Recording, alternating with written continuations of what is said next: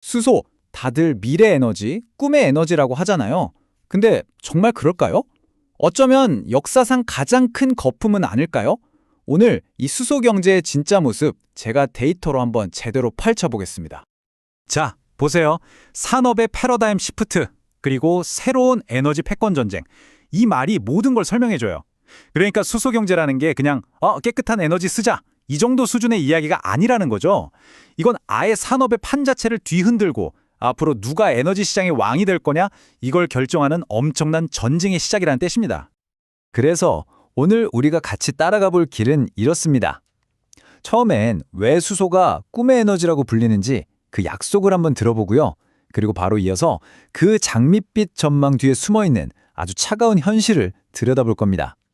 그 다음엔 세계 강대국들이 벌이는 수소 패권 전쟁, 그리고 수소의 진짜 쓰임새는 어디인지 알아보고 마지막엔 여러분의 생각도 한번 들어보겠습니다.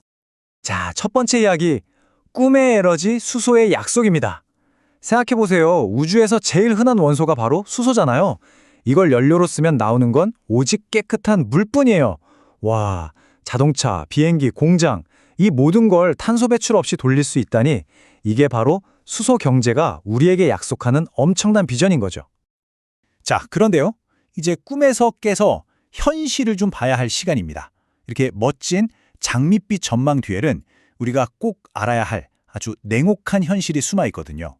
왜 이 수소라는 꿈이 지금 엄청난 현실 점검에 부딪혔는지 지금부터 하나씩 짚어보겠습니다.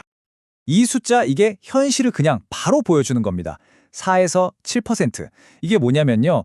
전 세계에서 우리 수소 사업 할 겁니다 라고 발표한 프로젝트는 엄청나게 많은데 그중에서 진짜로 좋아, 이 사업에 우리 돈을 넣겠다 라고 최종 투자 결정을 내린 비율이 고작 이거밖에 안 된다는 거예요. 말은 무성한데 정작 진짜 돈이 들어가는 사업은 거의 없다는 거죠. 그리고 이게 진짜 뼈아픈 문제인데 바로 효율성이에요. 자, 똑같이 전기를 100만큼 쓴다고 쳐볼게요. 배터리 전기차는 그중에 85에서 95를 그대로 바퀴 굴리는 데 써요. 거의 손실이 없죠. 근데 수소차는요. 전기로 수소를 만들었다가 그 수소를 또다시 전기로 바꾸는 이 과정에서 에너지가 60% 이상이 그냥 공중으로 사라져버리는 거예요. 최종적으로 바퀴에 닿는 힘은 30에서 40밖에 안 남는 거죠. 이러니 승용차 시장에서 어떻게 배터리를 이기겠어요? 그리고 이 고질적인 문제. 닭이 먼저냐, 달걀이 먼저냐. 딱 이 상황입니다. 수소차가 길에 많이 다녀야 정부나 기업이 돈 들여서 충전소를 지을 거 아니에요. 근데 충전소가 없는데 누가 수소차를 사겠어요, 그쵸? 이렇게 수요랑 인프라가 서로 네가 먼저 해 하면서 발목을 꽉 잡고 있으니 앞으로 나아가기가 정말 힘든 겁니다. 자, 이제 세 번째 이야기입니다. 수소 패권 전쟁. 단순히 기술 문제, 인프라 문제를 넘어서서 이 수소는 이제 미국, 유럽, 중국 같은 거대 경제 블록들이 맞붙는 치열한 전쟁터가 되고 있어요. 과연 이 전쟁에서 누가 웃게 될까요? 지금 이 판의 핵심 플레이어는 딱 셋. 미국, 유럽, 중국입니다. 근데 재밌는 건 각자 싸우는 방식이 완전히 달라요. 미국은 IRA, 인플레이션 감축법으로 그냥 돈을 막 뿌리는 거예요. 수소 1kg 만들면 3달러 준다? 이걸로 가격을 휘어잡겠다는 거죠. 유럽은 수소은행 같은 제도를 만들어서 정책으로 판을 짜고 있고요. 그리고 중국은 뭐 예상하셨겠지만 압도적인 물량 공세로 시장을 그냥 먹어버리겠다는 전략입니다. 이 도넛 차트를 보시면 중국의 전략이 얼마나 무서운지 바로 감이 오실 겁니다. 녹색 수소를 만드는데 꼭 필요한 핵심 장비가 수전의 설비라는 건데요. 이걸 만드는 전 세계 공장의 60%가 중국에 있습니다. 와, 예전에 배터리나 태양광 시장에서 봤던 그 그림 기억나시죠? 수소 시장도 중국이 다 집어삼킬 수 있다는 아주 강력한 신호예요. 기술 전쟁도 아주 볼만합니다. 중국은 이미 검증된 기술인데다가 가격이 엄청 싼 알카라인 방식으로 시장의 70% 이상을 장악하면서 그냥 막 밀어붙이고 있어요. 반면에 미국이나 유럽 같은 서구권은 우린 비싸도 효율 좋은 신기술 PEM으로 반다 하면서 기술력으로 버티고 있죠. 근데요, 중국산 가격이 서구권 제품의 거의 반값이에요. 이러니 가격 경쟁에서 버텨내기가 정말 만만치 않은 거죠. 자, 그럼 이렇게 들으면 수소는 그냥 거품이고 끝난 건가 싶으시죠? 아니요, 그렇지가 않습니다. 이제부터가 진짜 중요한 이야기예요. 시장이 이제 수소는 만병통치약이라는 환상에서 깨어나고 있어요. 대신 수소가 아니면 절대 안 되는 곳에만 집중하는 아주 똑똑한 전략으로 방향을 틀고 있습니다. 바로 이 문장, 이게 핵심입니다. 모든 걸 수소로 하겠다는 생각, 이제 버려야 한다. 수소는 탈탄소화의 마지막 1마일을 책임지는 열쇠다. 이게 무슨 말이냐면요. 수소는 감기약처럼 아무데나 쓰는 게 아니라는 거예요. 오직 수소만이 해결할 수 있는 아주 까다로운 특정 분야를 위한 스페셜리스트, 해결사라는 거죠. 그럼 그 마지막 1마일이 대체 어디냐? 바로 여기 나와 있는 산업들입니다. 이른바 난감축 산업. 그러니까 전기 배터리로는 도저히 답이 안 나오는 곳들이에요.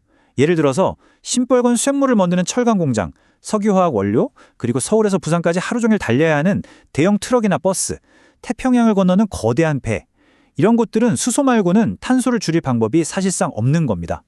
이런 흐름은 우리나라만 봐도 아주 명확해요. 우리도 처음에는 수소 승용차에 엄청 집중했었잖아요. 근데 충전소도 부족하고 여러 문제에 부딪혔죠. 그래서 어떻게 됐냐? 2024년에 정부가 수소 버스 예산을 무려 277%나 늘렸습니다. 이제 우리나라도 승용차가 아니라 버스나 트럭 같은 상용차, 발전소, 배 같은 분야로 확실하게 방향을 틀고 있다는 증거죠. 자, 이제 거의 다 왔습니다. 마지막 파트인데요. 지금까지 우리가 나눈 이야기들을 싹 정리하면서 수소 경제가 가야 할 현실적인 길은 무엇인지 한번 짚어보고요. 마지막으로 여러분께 아주 중요한 질문 하나를 던지려고 합니다. 현실적인 수소 경제로 가는 길 딱 4단계로 정리해 볼 수 있습니다. 첫 번째, 수소가 만능 해결사가 아니라는 걸 인정하는 것.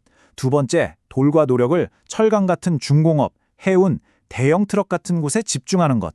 세 번째, 수소를 어떻게 옮기고 저장할 거냐? 이 어려운 문제를 풀어야 하는데 지금으로서는 암모니아가 가장 유력해 보입니다. 그리고 마지막으로 기술이 충분히 발전할 때까지는 정부가 정책적으로 비싼 가격을 좀 메꿔줘야 한다는 것. 이겁니다. 자, 이제 여러분께 질문을 드릴 시간입니다. 여러분이 보시기에 수소 경제가 성공하는데 가장 큰 걸림돌은 뭐라고 생각하세요? 아직은 부족한 기술일까요? 아니면 너무 비싼 비용? 그것도 아니면 미국, 중국, 유럽의 이해관계가 얽힌 정치 문제일까요? 여러분의 날카로운 생각을 아래 댓글로 편하게 남겨주세요. 다른 분들은 어떻게 생각하는지 같이 이야기 나눠보면 정말 재밌을 것 같아요.